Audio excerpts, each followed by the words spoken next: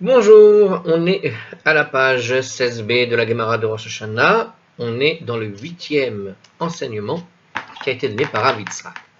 Alors c'est le dernier enseignement de Rav Yitzhak ici, et puis on enchaînera sur une suite qui s'annonce intéressante. Alors, juste avant de démarrer, je vous informe que si vous avez l'impression que je comprends bien le texte, c'est parce que j'avais enregistré une vidéo et que je l'ai perdue à cause d'un bug. Donc je suis en train de la refaire. Et donc évidemment ça va toujours un peu plus vite quand on fait une deuxième fois la chose. Alors, Rabbi Yitzhak a dit, Ve'amar Rabbi Yitzhak, Chayavadam litaher et atzmo baregel. Un homme a le devoir de se purifier pour la fête. La fête, alors, chez Nehemar, Uvniv latam, lotigaou, parce qu'il est dit, et leur cadavre, vous ne toucherez point. Alors, ce texte, leur cadavre, vous ne toucherez point, c'est un texte qui vient du Lévitique, et c'est le texte, en fait, qui fait référence à un moment donné, vous savez, il y a les règles de cacheroute, dans lesquelles on va interdire la consommation du porc, etc., etc. Et lorsqu'il va parler de cette... de toutes ces choses qui ont été, lorsque la Torah parle de toutes ces choses qui sont interdites à consommer, permises à consommer, sur cette partie particulière à propos du porc et d'autres animaux, il rajoute, la Torah rajoute, alors vous ne toucherez pas de leur peau, vous pourrez les vendre, je ne sais plus très bien, mais je sais qu'enfin, et donc le texte qui est en question, leur cadavre, vous ne toucherez point. Bon. Alors, il y a une braïta qu'on va citer tout de suite.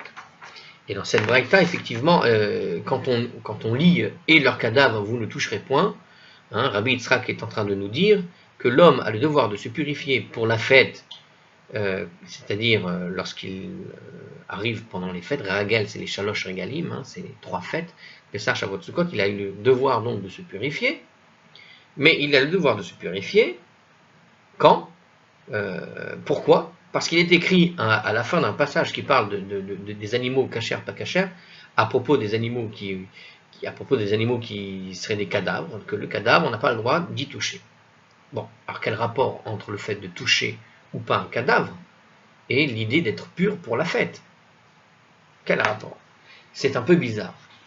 Alors, justement, la Gemara va donc appuyer cet argument, parce qu'il ne l'explique pas tellement, si ce n'est que voilà, c'est la seule réponse qu'ils ont donnée. Alors la Gemara va appuyer le texte, va appuyer en fait ce qu'a dit Rabbi Yitzhak à partir d'une braïta dans laquelle on a dit la même chose. Tania, Nami Achi. Et cette braïta, où on a dit la même chose, il va y avoir dedans quelques précisions. Alors, Uvniv latam lotigaou, le verset a déclaré donc, et leur cadavre, la nevela, vous ne toucherez point. Yachol yu Israël muzaharim al magan nevela. Alors on pourrait imaginer qu'il s'agit en fait d'une mise en garde pour un juif, d'accord, à propos de l'interdiction donc de toucher une nevela, un cadavre. Donc, pourtant c'est ce que dit le texte, et leur cadavre, vous ne toucherez point.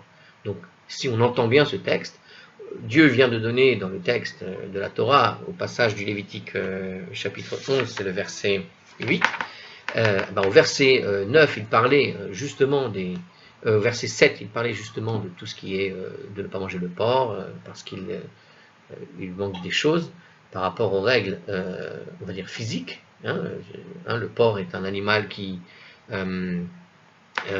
les sabots fendus, comme la vache, mais qui ne rumine pas. Donc, c'est pas caché. Donc ici, à la fin de ce passage, on te dit, le cadavre, vous ne toucherez point. Et il nous dit ici, la Gemara, qu'on aurait pu imaginer que c'est en fait ce que ça veut nous dire.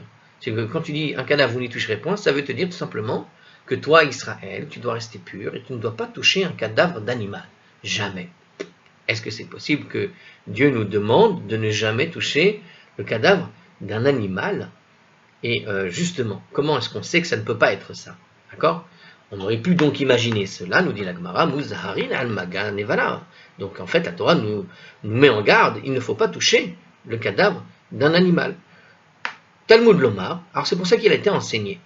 Alors il a été enseigné dans un autre passage de la Torah, c'est un peu plus tard, dans le même Lévitique, au chapitre 21, verset 1, qu'il est écrit comme ça la chose suivante. Emor el Kohanim, bene Aharon. C'est pourquoi la Torah nous a enseigné donc dit aux Kohanim les fils d'Aaron, et il y a écrit précisément les fils d'Aaron. Seuls les fils d'Aaron, Muzharim, sont en fait mis en garde. Béné Israël, El Muzharim. Alors que les enfants d'Israël, donc monsieur tout le monde, lui, il n'est pas mis en garde, hein, monsieur tout le monde chez les Juifs. Donc un enfant d'Israël n'est pas mis en garde pour ce problème. Alors que les Kohanim, pour la plupart des Kohanim, les fils d'Aaron en particulier, eux, ils sont mis en garde. Alors ils sont mis en garde sur quoi, nous dit le commentaire en petites lignes. Ils nous disent, à savoir qu'ils ne doivent pas se rendre impurs par le cadavre d'un humain. D'accord, hein, les Kohanim n'ont pas le droit, par exemple, de rentrer dans un cimetière. Alors qu'un juif normal a le droit de rentrer dans un cimetière. Donc il y a l'interdiction de se rendre impur pour un fils de Aaron, les prêtres, de toucher le cadavre d'un humain. Alors que les fils d'Israël ne sont pas mis en garde à propos de ce problème. Ils ont le droit, effectivement, donc de rentrer dans un cimetière, d'aller enterrer les morts, etc. etc. Un Kohen n'a pas le droit, il faut que ce soit quelqu'un d'autre qui s'en occupe. Vahalo devarim kalva chomer. Or, la chose ne devrait pas faire un kalva chomer. Hein. Est-ce qu'il n'y a pas ici la règle d'a priori, a fortiori, si déjà, va nous expliquer donc la Gemara. Regardez. Si contre une touma qui est sévère, la touma, c'est-à-dire une impureté, il y a une impureté qui est sévère, c'est l'impureté du cadavre. Donc, si à propos de l'impureté d'un cadavre humain, Kohanim, Muzharin, Israélin, Enan, les Kohanim sont mis en garde, mais les Béné Israël, eux, ne sont pas mis en garde. Hein. Ceux qui ne sont pas Kohanim n'ont pas été mis en garde à propos du problème du cadavre humain. Or, le cadavre humain est beaucoup plus sévère, le problème des cadavres humains sont beaucoup plus sévères qu'un problème de cadavres d'animaux. D'accord ? Le cadavre humain, nous dit ici le commentateur, en fait, transmet une toum'a qui est donc plus sévère que la dépouille d'un animal. D'accord ? Pourquoi on sait ça ? Parce que celui qui contracte une toum'a d'un cadavre humain, il devient tamé pendant 7 jours, et plus tard, il doit être aspergé avec les cendres de la para adouma pour devenir tahor. Et ça demande donc un effort particulier. Il faut sacrifier la para adouma, la rendre entièrement poussière. Il faut qu'un Kohen se dévoue à ne faire que ça, à purifier le Kohen qui aurait été impur à cause d'un cadavre humain. Et par la suite, il doit lui-même, qui aurait rendu pur le Kohen, devient lui-même à son tour impur. D'accord ? Une espèce de cycle comme ça qui est très étrange. Mais quiconque, par contre, dans le cas du Kohen, quand un Kohen touche le cadavre d'un animal, eh bien, en fait, la seule chose qu'il a à faire, c'est quoi ? C'est d'aller dans un mikvé, se purifier, et il attend la fin de la journée, la tombée de la nuit, pour pouvoir retourner à ses occupations, et qu'il, en fond, que s'achève la purification. Donc on voit que quand il touche un cadavre humain, c'est beaucoup plus dur à se débarrasser de l'impureté d'un cadavre humain, d'accord, parce qu'il faut 7 jours, et au bout de 7 jours, il faut la cérémonie du paradouma, alors que pour un simple cadavre d'animal, tu ne te purifies qu'avec un simple mikvé, un simple bain, et t'attends la nuit, tout simplement. Un simple bain rituel, comme on appelle. Donc, il est là le kalva chomer, regardez. Donc, si la toum'a, qui est sévère, d'un cadavre humain, d'accord, les Kohanim sont mis en garde, et les Israélites ne sont pas mis en garde. Alors, une toum'a qui est plus légère, d'accord, on ne devrait pas, a priori, à plus forte raison, il ne devrait pas y avoir de mise en garde pour les Béné Israël, d'accord. Comme la toum'a du cadavre d'un animal semble beaucoup plus légère, d'accord, c'est beaucoup plus léger. Alors qu'est-ce qu'on voit ? On voit dans la Torah que Dieu prévient le peuple d'Israël. Attention, vous ne devez pas toucher le cadavre d'un animal. Comment ? Mais dans toute la Torah, Dieu n'a pas prévenu le peuple d'Israël qu'il n'a pas le droit de toucher le cadavre des êtres humains. Or, le cadavre des êtres humains, c'est beaucoup plus grave que le cadavre des animaux. Alors tu vas me dire que le peuple d'Israël doit faire plus attention à ne pas toucher un cadavre d'animal que de toucher un cadavre humain. Or, on sait que dans la Torah, en regard de ce qui se passe pour les Kohanim, pour les prêtres, quand ils touchent un cadavre animal, pour eux, il suffit juste d'aller faire une douche, limite, Alors que s'il touche un cadavre humain, c'est 7 jours d'impureté et toute une cérémonie compliquée pour les rendre purs. Se purifier du cadavre humain est compliqué, se purifier d'un cadavre animal est très simple. C'est une impureté facile à se débarrasser, le cadavre d'un animal. Mais si c'est si facile que ça de se débarrasser, comment t'expliques que dans la Torah, on va interdire au Kohen de toucher le cadavre humain et le cadavre d'un animal, et qu'on va interdire spécifiquement le cadavre des animaux pour les béné Israël, et ne rien dire pour le cadavre des humains? Donc, il y a un problème. La Torah, a priori, ne pense pas que c'est un si grand problème que ça, le cadavre des animaux. Donc, quand elle te dit ici que tu ne dois pas toucher le cadavre des animaux, c'est pas, a fortiori, le raisonnement donc de Kal Vachomer t'incite à comprendre que la Touma sévère, les Kohanim sont mis en garde et les Israélites ne sont pas mis en garde pour une Touma sévère, donc surtout sur une Touma légère, normalement, ça veut dire qu'ils ne devraient pas être mis en garde d'une telle Touma qui est très légère en réalité pour le cadavre des animaux. Mais alors qu'est-ce que ça veut dire? Pourquoi est-ce qu'il y a écrit à ce moment-là dans la Torah que Uvnivlatam Lotigaou, que leur cadavre tu ne devras pas toucher? Pourquoi c'est écrit? Pourquoi? Eh bien, parce que Uvnivlatam Lotigaou ne veut pas dire que, justement, c'est ce que disait donc la Gemara, la Braïta, on aurait pu imaginer que c'est pour les mettre en garde, mais en réalité, on a vu par le raisonnement a fortiori que ça ne peut pas être ça, justement, parce que elle est trop légère et on ne les a pas prévenus de ce qui est plus grave, de toucher un cadavre humain, puisqu'on ne les met pas en garde du cadavre humain, ça veut dire que ce n'est pas, à plus forte raison, ils ne sont pas mis en garde sur un problème de touma légère comme celle des animaux. Mais alors c'est quoi? Qu'est-ce que ça veut dire? Eh bien, ce que nous répond justement la Gemara ici, et la Talmud Lomar. Alors, qu'est-ce que ça veut nous enseigner? Que veut enseigner la Torah quand elle nous dit, et leur cadavre, vous ne toucherez pas? Eh bien, c'est ce que dit la Braïta, comme ce que vient de dire Rabbi Yitzhak, et donc Rabbi Yitzhak s'est inspiré de cette Braïta. Baregel, ça veut dire, c'est en rapport avec la fête. C'est-à-dire quoi?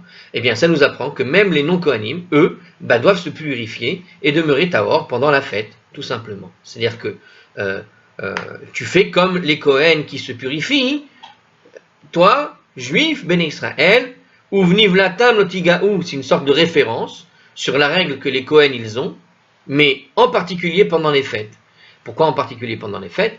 Eh bien parce que c'était pendant les fêtes que les béné Israël, au fond, alors ils ne faisaient pas ce que les Kohen faisaient, mais ils allaient vers le temple. Et puisqu'ils allaient vers le temple et qu'ils rentraient dans le parvis autorisé pour les béné Israël, il y a un endroit qui était autorisé aux béné Israël qu'ils n'avaient pas le droit de dépasser, et là, il y avait l'endroit pour les prêtres.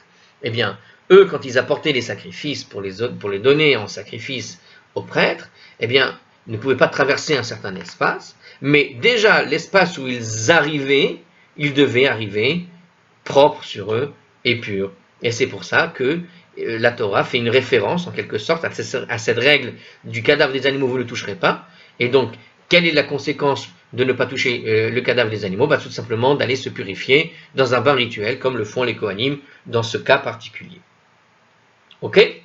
Alors, un commentaire du Rambam, donc, il nous dit en fait, le sens de cette loi, chacun doit se préparer à pénétrer dans le temple et à consommer les sacrifices pendant la fête. Quant à savoir si cette obligation demeure en vigueur aujourd'hui, on se reportera, parce que aujourd'hui il n'y a pas le temple, la question c'est est-ce qu'il faut aller se purifier pour un bain rituel, toutes les grandes fêtes. Bon, certains ont la coutume de le faire, probablement que ça vient d'ici. Très bien, alors on va faire une petite pause que vous n'allez pas voir arriver. Voilà, c'était juste une précaution, comme ça la première partie au moins est enregistrée et elle ne s'abîmera pas s'il y a un deuxième bug, car je soupçonne certains ordinateurs. Enfin, on ne va pas raconter ça. Alors, la Gemara analyse maintenant le jugement rendu à Rosh Hashanah. Alors, écoutez bien le commentaire, avant même de commencer la suite, on va maintenant revenir sur la suite de la Gemara. Alors, la suite de la Gemara, qu'est-ce qu'elle nous apprend ici? Alors, je vous préviens, il va y avoir un commentaire assez immense, et c'est normal, vous allez comprendre pourquoi, après cette petite introduction à la suite. On va maintenant aborder une question assez, en réalité, délicate. C'est quoi? C'est-à-dire, on va analyser le jugement rendu à Rosh Hashanah. Vous savez ce que ça veut dire? Ce que dit la Braïta, le commentaire ici, il dit qu'on va analyser le jugement de Dieu, en fait. on va essayer de comprendre, mais comment Dieu juge les hommes, comment Dieu juge le peuple juif et les hommes en général. Quelle est la règle qui a lieu quand Dieu juge les hommes? Alors, justement, ce que va donc nous dire notre Gemara, maintenant elle va analyser quelques textes. Et alors on va voir justement un petit commentaire avant même donc de commencer qui est donné par ArtScroll. À partir de là, et jusqu'à la Mishnah 18a, donc maintenant on va en fait analyser vraiment pendant presque 2 pages, on va analyser au fond les règles en fonction desquelles Dieu récompense ou châtie chacun dans le monde, dans ce monde-ci, ainsi que dans l'au-delà. Donc on va apprendre des choses un petit peu particulières, des choses qui concernent ce monde-ci et des choses qui concernent l'au-delà. Mais regardez, il va sans dire que les commentaires de la Gemara n'esquissent qu'une ligne directrice très générale du système de justice divin. C'est ce que nous dit ici la Gemara et les commentateurs. En fait, on va aborder cette question, mais avec, comment dire, on va juste aborder les grandes lignes. Parce que c'est une question qui est très compliquée. Vous connaissez le concept des causes à effet. Hein. C'est très dangereux le concept des causes à effet. Quand tu vois quelque chose et tu dis, bah, finalement, c'est parce qu'il y a ci, c'est parce qu'il y a ça. Attention avec ce genre de réflexion. C'est dangereux, pourquoi? Parce que souvent chacun a sa propre opinion, et puis à cause du cause à effet, on finit par s'imaginer des choses qui peuvent s'avérer, j'ai envie de dire, compliquées, notamment, on peut s'imaginer, par exemple, penser à la place de Dieu. C'est dangereux, c'est-à-dire que tu vois quelque chose dans la rue, tu dis que Dieu veut me dire quelque chose, et puis tout d'un coup tu commences à te fabriquer tout un système, tout un schéma, qui conduit vers des situations où il peut y avoir des gens un peu... qui finissent par être dérangés par ce genre de questions. Hein, dans la tête, hein, je parle vraiment dérangé. Hein, c'est pas juste être embêté. Hein, qui commence à soi-même décider qu'il doit mourir, qu'il doit vivre, ce genre de choses-là. Hein, le jugement divin, quand tu as quelqu'un qui pense le comprendre vraiment, un jour ça se passe pas comme il prévoit, qu'est-ce qu'il risque de faire? Il se dit, ah, Dieu a oublié quelque chose. Et voilà que lui, il va agir, il va faire des conneries. Donc, ce que dit ici ArtScroll, c'est de prévenir, attention, la Gemara, quand elle te donne toutes ces grandes lignes, elle ne te donne pas des règles précises. D'ailleurs, elle fait exprès de ne donner que des grandes lignes. Elle ne va pas trop loin dans le détail des choses. D'accord? C'est une ligne directrice. Appliquer ces règles à chacun en tenant compte dans le même temps de la multiplicité et de la complexité des actes et des conjonctures qui le caractérisent est une chose dont Dieu seul est capable. C'est-à-dire que toutes ces règles qu'on va donner, il y a tellement de facteurs que tu ne connaîtras pas, que ce qu'on va te donner comme règle, même si tu es le plus sage du monde pour pouvoir dire il y a ci, il y a ça, tatati, tatata, attends, il y a des choses que tu n'as pas dans ton équation pour pouvoir faire le calcul exact de pourquoi Dieu fait ci, pourquoi Dieu fait ça dans ce monde. Il y a des choses que tu ne possèdes pas, il y a des critères que tu ne possèdes pas. Et ces critères, parce que tu ne les possèdes pas, il faut se méfier, en quelque sorte, des jugements hâtifs qu'on peut avoir dans la tête à faire ces calculs-là. Donc, on donne des grandes lignes, mais le ArtScroll prévient un petit peu ceux qui étudient la Gemara, attention, commencez pas à faire de ces règles des espèces de règles absolues, et ça marche que comme ça. Dieu a son propre système de justice. Vous savez, connaissez l'histoire de Job. Dans l'histoire de Job, on voit exactement ça. Job était un homme parfait en tout point. Et vous savez, qui dit ça, c'est Dieu au tout début de l'histoire de Job. Et qu'est-ce qui se passe aux histoires de Job? Il apporte l'ange accusateur, le Satan, et il demande au Satan d'aller regarder Job et d'aller confirmer, est-ce que dans le monde, il n'y a pas quelqu'un de mieux que Job? Il n'y a personne de mieux que Job. Il n'y a personne de mieux que Job. Job est l'homme parfait, comme Dieu aurait voulu le créer dès le premier jour. C'est un petit peu ce qui se passe. Alors, le Satan, il va aller, il va voir, il va visiter le monde, et il va dire, oui, c'est vrai, j'ai trouvé personne de mieux que Job, mais, quelque part, si Job il est comme ça, c'est parce que tu lui as donné de la richesse. Si tu le rendais pauvre, c'est pas sûr qu'il réagisse de la même manière. Et vous savez, l'histoire de Job, elle se poursuit comme ça, et Job se retrouve avec des galères, et des galères, et des coups, et des coups, et des coups. Et ce qui est intéressant, ça c'est que le premier chapitre, jusqu'à ce que Job n'en puisse plus. Au premier chapitre, et à la fin du premier chapitre, Job n'en peut plus, parce qu'il reçoit des coups qu'il ne mérite pas. Et c'est le texte qui le dit, il ne mérite pas les coups qu'il reçoit, mais il les reçoit quand même. Comprenez ce que je veux dire? Dieu fait ce qu'il veut dans le ciel. C'est-à-dire qu'il ne mérite absolument aucun des coups qu'il reçoit. Hein, on vous dit, Altiftar Pela Satan. N'ouvre pas la bouche du Satan. Le Satan va convaincre Dieu d'aller lui mettre des bâtons dans les roues à Job jusqu'à ce qu'il ait la lèpre, jusqu'à ce qu'il devienne une loque humaine, jusqu'à ce que Job déclare, pourquoi Dieu m'a mis au monde, je ne comprends pas. Voilà, c'est l'histoire de Job. Et l'histoire de Job, l'intérêt de l'histoire de Job, c'est pas le premier chapitre. Alors le premier chapitre, c'est le plus facile à lire parce que c'est le plus simple à lire. Mais c'est la suite qui se passe. Parce que pendant 40 chapitres derrière l'histoire de Job, vous allez avoir quoi? Une discussion entre Job et ses amis. Il lui reste 3 amis. Et les 3 amis vont, au fond, expliquer pourquoi Job a ces problèmes-là. Et pour les 3 amis, on ne peut pas avoir autant de problèmes. Dieu ne peut pas t'envoyer autant de galères, autant de coups, si tu n'as rien fait. Ce n'est pas possible. La justice divine, on sait qu'elle est juste. Alors, comment Job peut recevoir tous ces coups? C'est qu'il a forcément fait quelque chose, et pendant 40 chapitres, Job va se défendre contre ses amis. On éviterait d'avoir des amis comme ça, te dirait Job, parce que Job, des fois, dans le texte, il dit « Je suis à terre, mais toi, tu mets le pied pour que je m'enfonce un peu plus. » C'est quelque chose comme ça, en gros. C'est-à-dire que Job, en fait, il a des amis qui lui demandent de se repentir, mais on t'a dit au début du texte, Job est parfait, il n'a aucune raison de se repentir, il n'y a pas de repentir à faire. Parce qu'il est parfait. Il est décrit comme ça, mais il reçoit des coups injustifiés, et il le sait, au fond. Et il y a tout c'est ça qui est intéressant à lire dans les livres de Job. C'est important de le lire, les livres de Job, pour tout celui qui, quand il arrive une galère, quand il ne comprend pas ce qui lui arrive, alors qu'il se sent très bien, il est parfait, il est machin. Attends. Sache d'abord qu'il y a eu Job avant toi, qui était parfait, qui est décrit parfait par Dieu, et qui a reçu toutes les galères que tu ne peux pas imaginer dans sa vie. Parce qu'il était parfait, bizarrement, étrangement.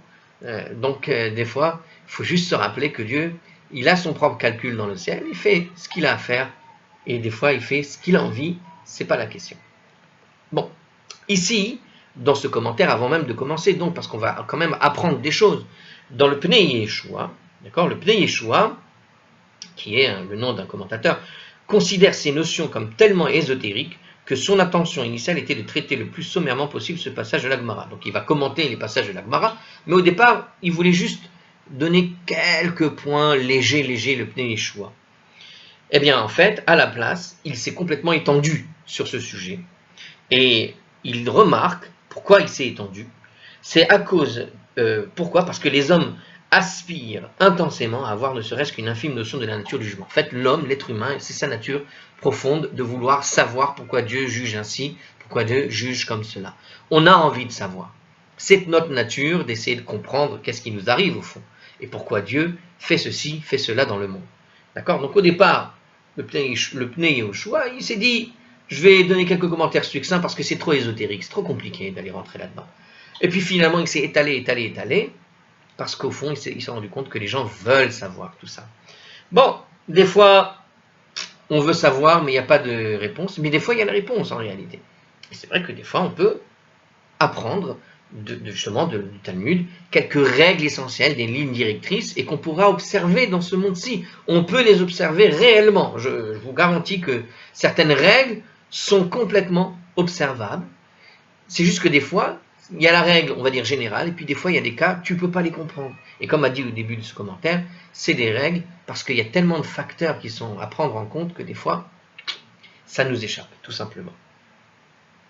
Alors qu'est-ce qu'il nous a dit ici? Alors, le Pnei Yehoshua, en fait, pourquoi il s'est étalé? Donc, une des raisons aussi, c'est parce que une certaine connaissance de cette matière, quand tu connais un peu ce sujet-là et que tu essayes un petit peu de faire les calculs pour comprendre finalement pourquoi Dieu ci, pourquoi Dieu ça, il fait comme si sur celui-là, pourquoi celui-là il est jugé comme si, pourquoi il lui arrive ça. Le fait de faire un calcul un peu en essayant d'être juste dans le calcul, parce qu'encore une fois, si chacun y met son ressenti particulier de pourquoi l'autre il est dans la galère, ça marche pas. Non, il y a des règles qui explique le cas général. Quoi. À partir du moment où tu as ces règles-là, quand tu comprends ces règles, nous dit le Pnei Yehoshua, quelque part, de connaître cette matière un petit peu, avoir une petite connaissance, ça permet aussi quelque part de prendre conscience de nos propres actes au fond. Parce que des fois, on va agir, mais si tu avais une meilleure conscience de ce que Dieu a comme règles en ligne directrice et qui vont être données tout de suite, eh bien au fond, tu vas réfléchir sur tes propres actes. Donc j'ai envie de dire, ne jugez pas la situation des autres, ça c'est le plus dangereux. Jugez votre situation en fonction des règles qu'on va donner. Et puis même si la situation, tout va bien dans ce monde, de connaître ces situations-là, de connaître ces règles, ça permet de nous améliorer, nous, pour peut-être éviter certains jugements hâtifs qui viennent du ciel. Hâtifs et jamais hâtifs, mais enfin bon. Hein, et puis rappelez-vous, hein, des fois, il y a des gens qui ont des galères, mais ce ne sont pas des vraies galères. C'est des moyens, c'est un moyen pour Dieu de faire avancer quelque part la personne ou sa famille ou même le peuple tout entier. Hein, d'accord, ça fait partie des règles. Alors, Amar Rabbi Kerus Pedai, Amar Rabbi Yochanan. Rabbi Kerus Pedai a dit au nom de Rabbi Yochanan. Ok. Alors, Shlosha Sfarim Niftahin Berosh Hashanah. 3 livres sont ouverts à Rosh Hashanah. Echad Shel Reshaim Gemurin. L'un des livres, c'est celui des méchants complets. Ve'echad Shel Tzadikim Gemurin. Et l'un, c'est celui des justes accomplis. Ve'echad Shel Benoniim. Et une, celui des personnes intermédiaires.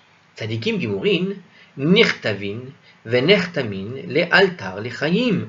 Les justes accomplis sont inscrits et scellés sur le champ pour la vie. Reshaim Gemurin, Nirtavin, Venertamin, les Altar, les Mita. Les méchants complets sont inscrits et scellés sur le champ pour la mort. Benonim, Tluin, Ve'amdin, Merosh Hashanah, Ve'ad Yom Kippourim. Les personnes intermédiaires sont tenues en suspense depuis Rosh Hashanah et ce jusqu'à Yom Kippour. Ve'zahu Nirtavin Lechayim, s'ils le méritent, ils seront inscrits pour la vie. Lozahu Nirtavin Lemita, et s'ils ne le méritent pas, ils seront inscrits pour la mort. Alors, qu'est-ce que ça veut dire ils sont inscrits pour la mort? En gros, c'est s'ils ne se sont pas repentis, tout simplement à Yom Kippour. Ça, hein, comme on avait dit la dernière fois qu'on avait parlé de ce sujet, c'est que à Rosh Hashanah, Dieu va juger. À Kippour, c'est la fin du jugement. En fait, le jugement est fini à Rosh Hashanah, et il y a une décision qui est prise à Rosh Hashanah. Mais Kippour, c'est ce qui permet de rattraper cette décision et de changer finalement ce qui a été scellé. Hein, Dieu va sceller un destin d'une personne à Rosh Hashanah, et si jamais il y a des mauvais décrets dans les décisions divines, c'est à Kippour que va être pris comme décision de changer les choses. D'accord, de changer les décrets qui ont été scellés, de les déchirer pour quelque chose de positif. Donc, s'ils se sont répandus, alors justement dans le cas de la vie et la mort qui a été proposé par la Gemara ici, sur celui des méchants, enfin sur celui des Bénonim, et en fait les Bénonim c'est tout le monde. S'ils méritent, donc ils ont dit d'être inscrits, ils sont inscrits pour la vie. S'ils ne méritent pas, ils sont inscrits pour la mort. Et c'est quoi le mérite ici? Eh bien en fait, c'est s'ils se sont repentis à Yom Kippour. C'est-à-dire qu'à Rosh Hashanah, il peut y avoir un décret qui va les amener, un décret de mort, que Dieu nous en préserve. Eh bien, malgré tout, comment on fait pour s'en sortir? Eh bien, il faut se repentir, tout simplement. Quelqu'un qui fait Teshuvah à Kippour, il arrive à Kippour avec la Teshuvah, alors il sera inscrit, il sera scellé pour la vie. Sinon, il sera scellé pour la mort. Alors il te donne ici quelques éléments, parce qu'apparemment on est dans Rambam. Il traduit le verbe Zahou par ils se sont repentis. Pourquoi le Rambam traduit le verbe Zahou par ils se sont repentis? Zahou, ça veut dire ils méritent. D'accord? Ici, il y a écrit Zahou nirtavim lechaim, ou bien Lo Zahou nirtavim lemita. Or ici, ce que nous dit ici en fait le texte, en réalité, ce que je vous ai traduit par l'idée de ils se sont repentis, Zahou est en fait un terme qui est utilisé par Rambam et que Rambam a traduit par ils se sont repentis. Au lieu de le traduire par s'ils le méritent, il a traduit cela par l'idée du repentir. Donc, il faut aller, il nous envoie en fait d'aller lire un livre de commentateurs à telle et telle page, c'est précis. Alors, bon, l'idée, c'est celui de faire pencher le fléau de la balance du côté des mérites, et c'est pour ça qu'on a la notion de Zahou. Zahou, c'est le mérite de faire pencher la balance. On a toujours une sorte de balance qui est au-dessus de nous, et toute l'année, on jongle avec ses fautes en fait. On a les fautes, mais on n'a pas que les fautes, on a aussi les bonnes actions. Hein, heureusement, on fait des bonnes choses toute l'année, on fait aussi des mauvaises choses toute l'année, des fois en faisant exprès, des fois en faisant pas exprès, des fois des bonnes actions en faisant exprès, des fois des bonnes actions en faisant pas exprès. Donc il y a une sorte de pesage qui existe, une balance. Et donc l'idée de Zahou ici, quand il dit se sont repentis, il y a ici la notion aussi de faire pencher la balance vers les bonnes actions. On est toujours Benoni c'est ce qu'a donné comme définition ici, le côté d'être au milieu, les gens qui sont au milieu, quoi, qui ne sont pas méchants, mais ils ne sont pas non plus justes, d'accord? Ils sont entre les deux. Ceux qui sont entre les deux, ils ne sont pas des méchants complets, ils ne sont pas des méchants, ils ne sont pas des justes complets, ils sont un peu entre les deux. Ce suspense, c'est l'idée de faire pencher la balance. Et ce qu'il faut comprendre, c'est que, alors je vous explique 2-3 choses qui sont un peu personnelles sur comment ça marche. Moi, je vous donne quelques explications, il doit y avoir d'autres qui vont arriver. Sur l'idée de la balance, en fait. Il faut bien comprendre qu'en fait, on a affaire à un système, de mon point de vue, qui consiste en fait à se remplir une sorte de 2 tonneaux. On a 2 tonneaux dans le dos comme ça qui se remplissent, un tonneau avec les bonnes actions, un tonneau avec les mauvaises actions. Et quelque part, quand Dieu nous juge, alors il y a la notion de balance où le plus gros tonneau, c'est celui qui nous fait pencher vers le mauvais côté, d'accord? Ou le bon côté d'ailleurs, hein, le plus gros tonneau peut être celui des bonnes actions et nous fait pencher vers le bon côté. Bon, mais il y a aussi l'idée de tonneau, entre guillemets, où les mauvaises actions impliquent une punition pour chaque action qui a été faite. C'est-à-dire que chaque action est analysée. Et chaque bonne action mérite une éventuelle récompense. Et en fait, le monde, il est comme ça. Enfin, chaque être humain, quand il est jugé en fonction des bonnes actions, des mauvaises actions. Mais les bonnes actions n'effacent pas les mauvaises actions, et les mauvaises actions n'effacent pas les bonnes actions. C'est-à-dire que ce que tu as gagné pour ton mérite, tu l'as gagné. Ce que tu vas perdre à cause des mauvaises actions, tu vas le perdre aussi. C'est comme quelqu'un qui aurait gagné au loto, il a perdu son papier. Au fond, sa situation n'a pas changé. D'accord? Imaginez, quelqu'un qui joue au loto, il gagne 150 millions d'euros. Euro-million, le meilleur jackpot. Et puis, je ne sais pas pourquoi, et qu'est-ce qu'il a fait avec son papier, il l'a brûlé sans faire exprès, je ne sais pas pourquoi. Donc il vient de perdre 150 millions. Mais personne n'a jamais su qu'il avait gagné 150 millions. Donc au fond, il n'a rien gagné, et au fond, il n'a rien perdu. Mais en fait, si. C'est comme s'il avait gagné pour ses mérites 150 millions, et comme il méritait de mourir, Dieu lui a repris ses 50 millions. Si jamais il a fait quelque chose de tellement grave qu'il méritait 150 millions de pertes, eh bien dans ce cas-là, Dieu lui aurait fait une maladie qui l'aurait envoyé à la mort, et il lui a enlevé ses 50 millions. Et voilà, avec un petit papier de loto qu'il a gagné perdu, sur le même jour, la même heure, la même minute, tu as la sentence qui lui a fait, en quelque part, ça témoigne de son tonneau de bien d'un côté, puis dans son tonneau, donc il a gagné ce qu'il méritait avec son tonneau de bien, mais il a perdu ce qu'il méritait de perdre avec son tonneau de mal. Et s'il n'avait pas gagné, il aurait reçu 150 millions d'euros de pertes quand même. Et comme il n'est pas millionnaire, il aurait en plus de ça reçu des maladies ou je ne sais quoi. Tu vois, c'est ce genre de calcul qui marche comme ça dans ce jeu-là. Alors, un commentaire quand même encore. Pour Rashi, lorsqu'on parle des 3 livres, il faut parler en fait de 3 registres, d'accord, où sont consignées en fait les actions des hommes. Ah, donc on est un peu dans un autre registre, c'est un petit peu la notion du tonneau que je viens de dire, hein, de toute façon j'ai rien inventé. Pourquoi? Parce que quand tu parles d'un registre ici, lui, on a vu qu'on avait donc 3 livres, le livre de ceux qui sont justes, le livre de ceux qui sont méchants, et le livre de ceux qui sont entre les deux. Bon, mais alors, objectent les commentateurs, si tu penses comme ça, Rashi dit que ces 3 registres où sont consignées les actions des hommes. Ça veut dire quoi, il y a 3 registres? Ça veut dire que Dieu ne note pas l'action des hommes qui sont complètement mauvais dans un coin, l'action des hommes qui sont complètement justes dans un autre coin. Non, il note les mauvaises actions dans le livre du rachat, les mauvaises actions dans le livre du tzaddik, et puis les mauvaises actions entre les deux. Alors justement, les commentateurs ne sont pas d'accord avec ça, parce qu'a priori, le titre des livres montre bien qu'on a des justes, on a des méchants, et on a des intermédiaires. Donc on note les gens, on ne note pas leurs actions. D'accord?